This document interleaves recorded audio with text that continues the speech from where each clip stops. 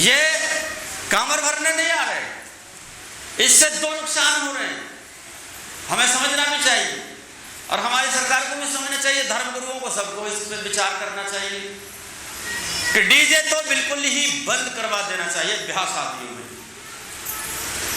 बिल्कुल नहीं बजना चाहिए डीजे। धन खर्च होता है और जब वो डीजे बजता है उसमें तमाम नृत्य करते, डांस करते हैं लोग, एक दूसरे को पकड़ेगा। जिसकी शर्म थी, जो झिझक थी ना, वो उसको भी आ गई। कुछ अगर नहीं भी आ रही तो खींच खींच कर लेकर आ रहे हैं उसको डांस करने के लिए। तो ये सब क्या हो रहा है?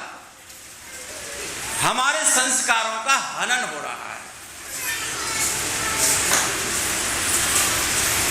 इसमें, इस कामर में तो हमारी इस व्यवस्था की हंसी हो गई एक तरीके से, और सभी इससे तंग आ गए हैं।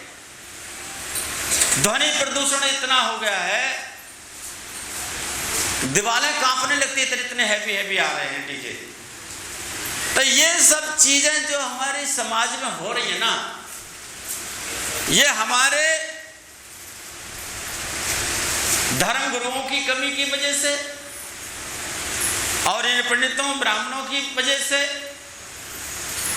क्योंकि जैसे बता रहे थे कि उन्होंने देखो दान करने की कैसी व्यवस्था बनाई थी, चलने फिरने वाली हो,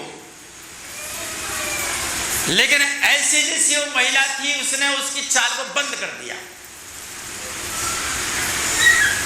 समझना भी चाहिए इससे क्या हो रहा है। असलियत में कामर थी क्या? कामर क्या थी? कामर थी माता पिता की भावनाओं का सम्मान करना, माता की पिता की आज्ञा का पालन करना। बेटा हम अंधे हैं और हम अब घर में रहना नहीं चाहते। उसमें भी कारण क्या था? तुम जैसी माताओं का कारण था, जो श्रवण की पत्नी थी। आज भी तुम में ऐसी हो, दीवार लगा के हांडी में, एक में मट्ठा की खीर, एक में दूध की खीर, ऐसा सुनने को आता है। अंधेओं को ने पता भी न चले, श्रवण को बड़ी बड़ी होशियार होती है महिला, पता भी न चले, चप्पन एक, हांडी एक, लेकिन मट्ठा और दूध और चावल, देखो कितनी होशियारी करी उसने। और जब एक दिन होशियारी खुल गई, लाख छुपाओ प्यार मगर दुनिया को पता चल जाएगा, चाहे हम छल कर रहे हो और चाहे प्रेम कर रहे हो। ऐसा खुला कि धोखे से थाली उधर आ गई।